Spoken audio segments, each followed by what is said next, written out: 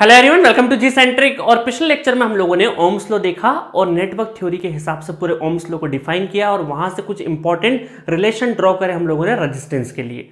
अब इस लेक्चर में मैं क्या करूंगा, ओम्स लॉ को फील्ड थ्योरी से समझाने की कोशिश करूंगा, थोड़ी सी कोशिश करूंगा, क्योंकि बहुत ज्यादा डिटेल में नहीं जाएंगे, क्योंकि बाकी डिटेल में ईएमएफटी वाले सर जाएंगे, वहां उस सब्जेक्ट की रिक्वायरमेंट है पूरा का पूरा। ठीक है, बाकी हम लोग हमारे हिसाब से थोड़ा सा एक नॉलेज दे देता हूं आपको, वैसे उसकी भी जरूरत नहीं है, बट ठीक है, चीजें चल रहे हैं हम लोग पढ़ते हुए तो थोड़ी सी एक्स्ट्रा चीजें पढ़ लेते हैं। अब देखिएगा, अभी तक हम लोगों ने क्या पढ़ा कि यहां पर resistance equal to voltage divided by current, ये पढ़ रखा है अभी तक हम लोगों ने। अगर मैं इसको थोड़ा सा बदलूं, कैसे बदलूं कि यहां पर current equal to voltage divided by resistance, ऐसा लिख सकता हूं, बिल्कुल लिख सकता हूं। अब मैं रेजिस्टेंस को क्या लिख सकता हूं, वोल्टेज डिवाइडेड बाय, यहां पे अगर रेजिस्टेंस को लिखूं तो rho L by A, rho L by A. ठीक है, और रो एल बाय ए को मैं क्या ऐसा लिख सकता हूं कि ये ऊपर चले गया तो यहां पर area into voltage divided by rho into L. ठीक है, और मैं यहां से अगर एरिया को इधर लेके आ जाऊं करंट के नीचे और वोल्ट 1 अपॉन रो को एज इट इज रखूं और वोल्टेज डिवाइडेड बाय लेंथ ऐसे लिख दूं, तो अभी हम ये बोल सकते हैं कि current divided by area ampere per metre square, इसकी यूनिट क्या है, हम क्या यूनिट में अगर इसको देखें तो यूनिट में क्या है, एम्पेयर। करंट की यूनिट क्या होती है, एम्पेयर पर यूनिट स्क्वायर। तो हम ये बोल सकते हैं, इसको बोलते हैं करंट डेंसिटी। क्या बोलते हैं, करंट डेंसिटी। और इसको काय से डिनोट करते हैं, जे से, जे से डिनोट करते हैं। 1 बाय रो, 1 बाय रो को क्या लिखते हैं, सिग्मा। क्या लिखते हैं, सिग्मा, दैट इज कंडक्टिविटी। अभी देखा हम लोगों ने। और वोल्ट पर मीटर, वोल्ट पर मीटर किसकी यूनिट होती है, वोल्टेज पर मीटर। वोल्ट ये किसकी होती है, ई की, इलेक्ट्रिक फील्ड इंटेंसिटी। याद है ना, डी और E, electric field density that is electric field intensity. और ये काय में होती है, ये होती है वेक्टर फॉर्म में। काय में होती है, वेक्टर फॉर्म में। और ये है आपका असली ओम्स लॉ।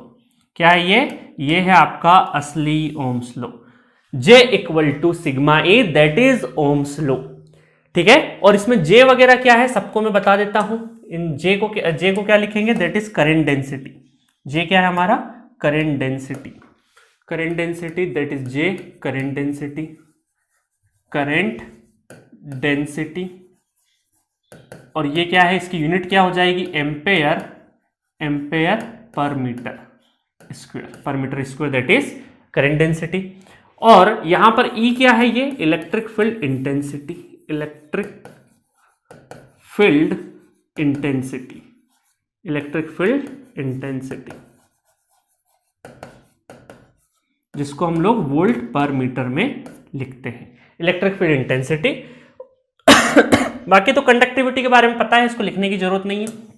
ठीक है, तो इसके हिसाब से स्टेटमेंट जो है हमारा, इसके हिसाब से अब ये प्रोपोर्शनलिटी साइन हट जाएगा तो हम ये बोल सकते हैं J is proportional to E, J is proportional to E। तो हम क्या बोल सकते हैं, current density in a conductor is proportional to the electric field intensity. ठीक है, तो ये स्टेटमेंट यहां पे मैं लिख देता हूं।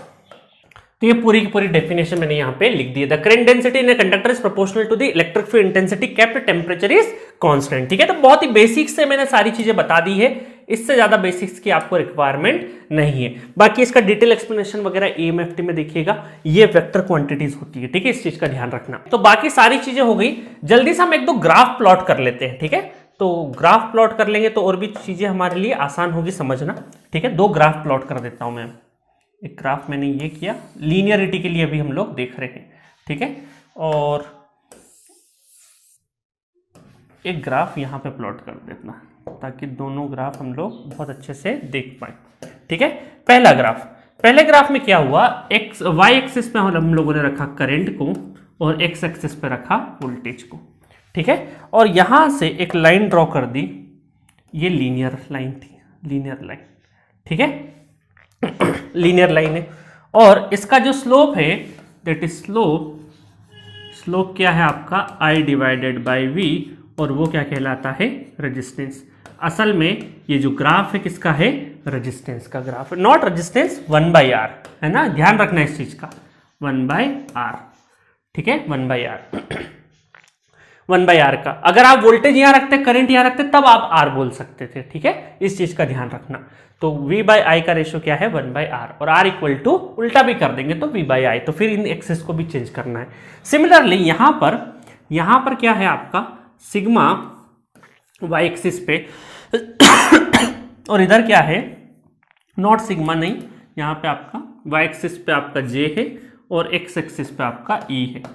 तो यहाँ पर जो लाइन बनेगी, यहाँ पर भी जो लाइन बनेगी दैट इज स्लोप, ये भी क्या कहलाएगा आपका स्लोप, और स्लोप है आपका J divided by E that is sigma. तो ये जो ग्राफ है किसका कहलाएगा, आपका सिग्मा का ग्राफ कहलाएगा, ठीक है, सिग्मा मतलब कंडक्टिविटी का ग्राफ है।